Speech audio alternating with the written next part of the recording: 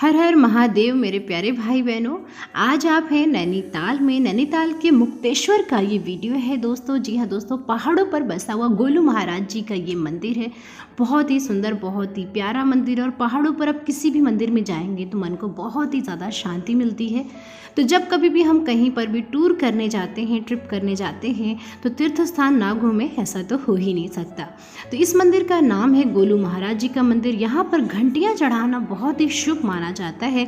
तो जब कभी भी आप मुक्तेश्वर जाते हैं ना, नैनीताल आने पर, तो घंटी चढ़ाना बिल्कुल भी ना भूलें। अपनी इच्छा अनुसार आप छोटा बड़ा जैसा भी घंटा चाहे चढ़ा सकते हैं। और अगर आपकी कोई मनोकामना है तो वो घंटी आप वहाँ पर बांध के भी जा सकते हैं।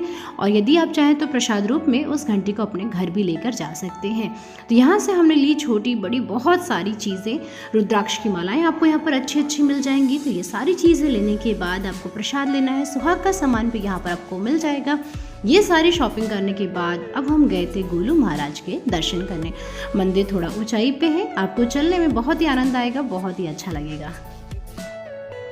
दोस्तों यहाँ पर जो प्रसाद मिलता है वो बहुत ज़्यादा महंगा नहीं है। यहाँ तक कि नैनीताल, भीमताल या रानीखेत किसी भी मंदिर में आप जाएंगे तो जो आपको प्रसाद का रेट होगा वो रीजनेबल प्राइस ही होता है। और आपको बिल्कुल ऐसा नहीं लगेगा कि नहीं बहुत महंगा ले रहे हैं। जैसे कुछ जगह ऐसी होती है जहाँ पर लूटते हैं वो लोग, बहुत ज़्यादा चार्जेस लगाते हैं। बट यहाँ पर मैंने ऐसा महसूस किया कि इन पहाड़ों पर जो भी मंदिर आप जाएंगे वहाँ पर जो प्रसाद होता है बिल्कुल वैसे ही होगा जैसा आमतौर पर आपने पहले भी खरीदा होगा। और यहाँ के मंदिरों में ना जो पंडित जी होंगे वो आपको बिल्कुल भी तंग नहीं करेंगे, बिल्कुल भी परेशान नहीं करेंगे। आप अपनी इच्छा अनुसार जो उन्हें चढ़ाएंगे वो ले लेंगे। और यदि आप कुछ नहीं चढ़ाते तो भी वो आपसे कुछ भी नहीं बोलेंगे।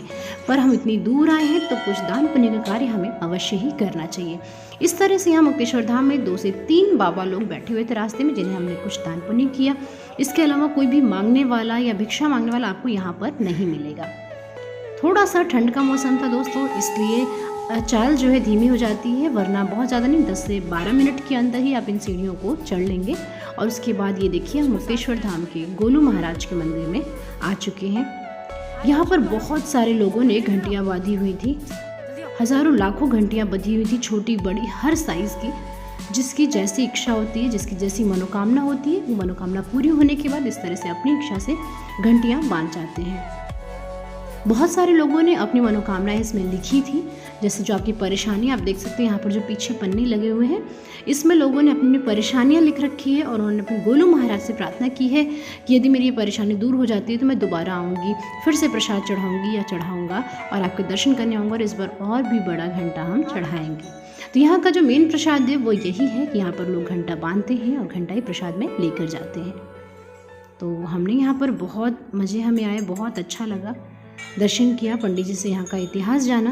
तो ये सारी चीज़ जानने के बाद अब हम यहाँ से लौट रहे थे।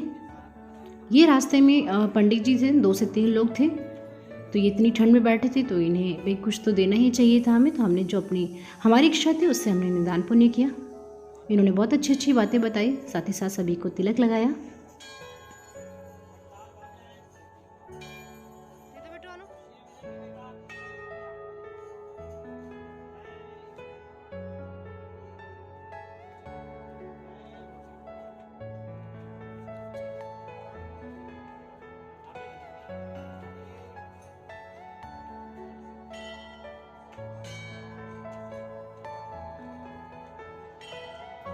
अब दोस्तों यहाँ पर एक थोड़ी सी मज़ेदार चीज़ हुई। कहते हैं ना सब कुछ अच्छा होता है तो कुछ ना कुछ लोग आपको मिल जाते हैं। जैसे हमें हमारे परिवार में कुछ ज़्यादा शातिर चालाक लोग मिल जाते हैं। इसी तरह से ये बाबा जी थे, इन्हें हमने जो दान पुण्य करना था कर दिया था। पर उसके बाद इन्हें जो भी लगा हो, इन्होंने हमें सीधा समझ लिया हो या जो भी हो, तो इन्होंने कुछ 1 मुखी 2 मुखी रुद्राक्ष हाथ से निकाला और बोला इसे बिल्कुल भी देखना नहीं, घर जाने के बाद देखना है। ऐसा बोल करके इन्होंने हाथों में दिया। और उसके बाद ये कहने लगे कि अपनी इच्छा से जो आपका मन होता है वो दान पुण्य आप यहाँ पर कर दीजिए। तो पंडित जी ने कहा कि ऐसा ये सभी के साथ नहीं करते हैं, हज़ारों में कोई एक ही होता है जिसे ये ऐसा देते हैं। और उन्होंने बहुत सारी बातें हमें और साथ में और भी बताई। तो कुछ क्षण के लिए तो हमें लगा कि बाबा जी बिल्कुल सही बोल रहे हैं और उनकी बात मान करके हमने ये रख भी लिया। तो दोस्तों अगर आपको ऐसे बाबा जी किसी भी तीर्थ स्थान पर मिलते हैं ना, जैसे प्रयागराज आप जाएंगे, कुंभ के मेले में मिल जाएंगे, देखिए अपने रुद्राक्ष माला की एक कसम भी खा रहे हैं कि जो कुछ बोल रहे हैं सब कुछ सच है। और इन्होंने हमें चुना है इस चीज़ के लिए। और उन्होंने बोला कि मैं हर किसी के साथ ऐसे बातें नहीं करता हूँ। इस तरह से बोलकर इन्होंने कुछ हाथ में दिया और इन्होंने कहा कि किसी को भी दिखाना नहीं, सीधे घर लेके जाना, आपको धन की कभी भी कमी नहीं होगी, कोई भी कष्ट नहीं मिलेगा। तो इस तरह की बातें जब हमसे बाबा जी लोग करते हैं ना, तो हम लोग थोड़ी देर के लिए उनकी बातों में आ जाते हैं और हमें लगता है नहीं नहीं बिल्कुल सही बोल रहे हैं। कुछ ऐसा ही हमारे साथ भी हुआ और हमने इनकी बात मान ली और हमने सोचा जो भी इन्होंने दिया होगा असली या नकली, हम इन्हें दान पुण्य कर देंगे। लेकिन जो सही बात होती है ना, वो तब पता चलती है कि जब आप इन्हें देने जाते हो ना कि 100, 50, 200 दे दोगे, तो ये उसमें नहीं मानते। फिर ये बताना शुरू करते हैं कि नहीं नहीं ये तो 5100 की चीज़ थी, 11,000 की चीज़ थी। और उस समय आता है थोड़ा सा डाउट। फिर आपको धीरे धीरे समझ में आता है कि ऐसा कुछ भी नहीं है। तो मित्रों, यहाँ पर आपको रहना है थोड़ा सा सावधान। यहीं पर नहीं, किसी भी तीर्थ स्थान पर अगर आप जाते हैं तो आपको ऐसे बाबा लोग मिल जाएंगे जो आपको थोड़ा सा गुमराह करने की कोशिश करेंगे। कुछ भी जड़ी बूटी या फिर कोई इस तरीके की चीज़ें आपको देंगे और उसकी अच्छी खासी कीमत आपसे लेना चाहेंगे। तो यहाँ पर आपको रहना है थोड़ा सा सावधान। भगवान पर विश्वास रखना है। जब कभी किसी मंदिर में जाते हैं उस मंदिर में दर्शन कीजिए, अपनी इच्छा अनुसार उन्हें कुछ चढ़ाइए।